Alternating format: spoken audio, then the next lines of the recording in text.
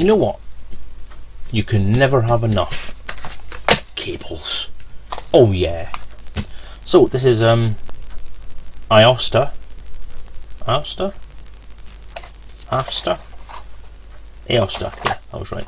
The AOSTA. Yes, these are a set of 3 Type-C USB cables for whatever purpose you like. They're obviously advertised for phone charging, but they can be used for anything. So there's the, oops, I'm going to show you something about this in a second, but yeah, there's the back. So USB Type-C cable, devices, grey and black. Lots of different customer service options there. A slight problem, not with the product itself, not with the supplier, but with Amazon, is that they delivered this in their usual little brown cardboard slipcase thing that they use for most stuff nowadays, unless they're going to overpackage to the nines, and it actually completely damaged the box. I mean, look at that, the box is broken as hell. So bad boys, Amazon, bad boys, you need to sort this packaging crap out. But yeah, so there you are. I will fix this box at some point, if there's any point. But essentially what we have inside here is braided cables. Now these are, as far as I'm concerned, the best cables you can get, because braided cables are awesome, because they're robust, they're strong, they're easy to use, and they don't break as easily, and they're also a little bit more attractive, I think, than your usual white or black cables. Pardon me, that you're chucking about. You can also use them as shoelaces if you really want to, if you can get them through the loops of your shoes. So anyway, that's what they are. They are good. So what I'll do is put 2 of those to one side. They're all the same length. They're all 2 meter length. The last thing I reviewed, I think, was the same thing for the iPhone, but a slightly different colour. So yeah, these are 2 meter long cables, and they're rated to work with phones. So what we usually do in situations like this is we plug one in. We get my trusty Samsung phone, which is a USB-C connector. So as you know, the USB-C connector is the new hotness in terms of Android phone charging, because it's reversible. It's kind of the opposite of the lightning cable. So it has a hole in the middle to plug around, and it's just a normal kind of oval shape.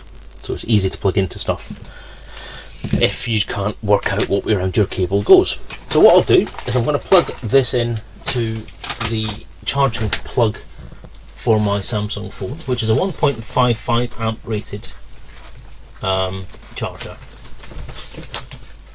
Now what we should get on the other end of that is 1.5 amps coming through to the phone. Now I do have a program called Ampere on my phone, which tells you what charge is coming in. So I'll just boot that up. If I can find it, there it is. So there we go. I'll rate it later, thank you very much. Okay, so nothing coming in at the moment. I'll pop that onto the screen for you. So there's your cable. Don't have to work out what way around it goes, which is nice. Pop it on, and there we go. So let's see what it comes up with.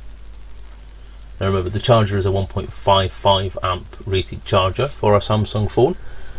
So what we're looking at is something around the 1.5 amp mark on this cable. So this is just the initial charge. It's going to build up. That will increase. So we're looking at just about the amp mark at the moment. Let's drop down again. So now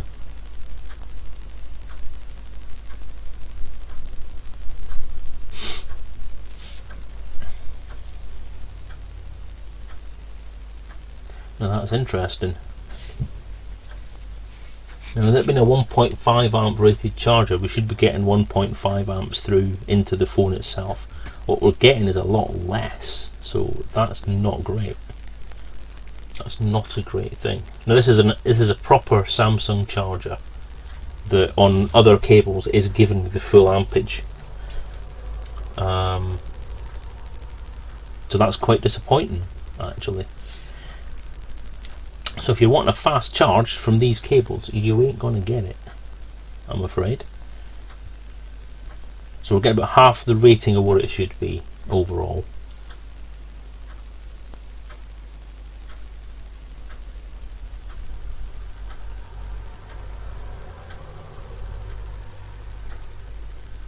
Yeah, it's not going to get any higher than that. So just to be on the safe side in terms of neutral testing and trying to do all that kind of stuff, let's try a different plug.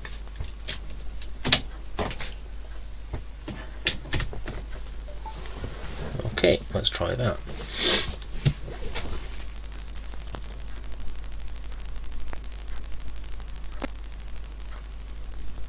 Now again, it's the same charger, but a different physical wall plug, one that's directly in. Because apparently some adapters, if they're fully loaded, will have less throughput of power into them, which could reduce the ampage somewhat. I mean, I know for a fact that this charger has previously been proven to work at its full rating on a cable, because it's for my work phone, and I've checked it for my work phone and it does work. But no, so we're looking at about 700 milliamps. So about half the rated charge is getting through there, which is very disappointing, actually. Oh. Okay, after being directly plugged into a wall, we check the heat of the actual plugs themselves, so that's fine.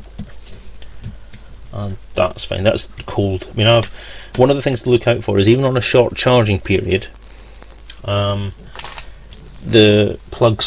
end of the plugs themselves, the circuitry inside, can actually get quite hot when plugged directly into a wall, especially. So as you see, there's my plug. So it's an official Samsung one. I don't know if you can read the official Samsung logo on there with the glare that's coming from here. But there's your rating there. So hopefully you should be able to read that on the high resolution screens. It says there. Let me find it. Output 5 volts, roughly 1.55 amps. So to get a 1.55 amp plug and only be getting 750 roughly milliamps through it, you're getting half the rated charging options. But the other thing to look at is it was slightly unstable as well. Now this is what I found with one of the previous cable reviews I've done, is that the ampage, the amps roll up and down slightly, which is a worrying thing as well. So it's not a consistent amount of charge that's going through, it's up and down, which could mean that there's some problems with resistance through the cable, not particularly good quality internals, or just my electricity is crap. I'll let you decide that for yourself. In terms of robustness and design, these braided cables are always fairly good. I mean, that's fairly robust itself. That's not going to break anytime soon. My wife is horrendous for breaking cables, but braided cables do actually last a lot longer. They do feel really strong. They're quite tense. They're not. There's no breaks or broken bits in there that I can see. And it looks as if it's been put together in a high quality way. So the actual construction looks fine. The quality of the joints in here, because there's no heat coming through there after that little bit of charge, is a good sign that it's actually insulated properly and constructed properly. The only problem is that for some reason it's only delivering half the charge, and that's it really. So if you want a fast charging cable, that's not ideal. If you want a cable that you can leave your phone plugged into for a while, which is probably good, because obviously then it's not going to push a lot of charge into your phone or your device or whatever else. It'll be good for data transfer especially, and it'll be good just to, if you want to charge your phone or whatever device overnight, then no problem with that at all. I would feel safe having my stuff plugged in overnight with that cable. So yeah, mixed bag, not bad, not good. Hopefully your mileage may vary. So thank you for watching the review, and if you're watching this on YouTube, please like, subscribe, blah blah blah blah, the usual stuff that people ask for. If you want to see more reviews, chuck me a link and I'll see if I can review it. Thank you very much, bye.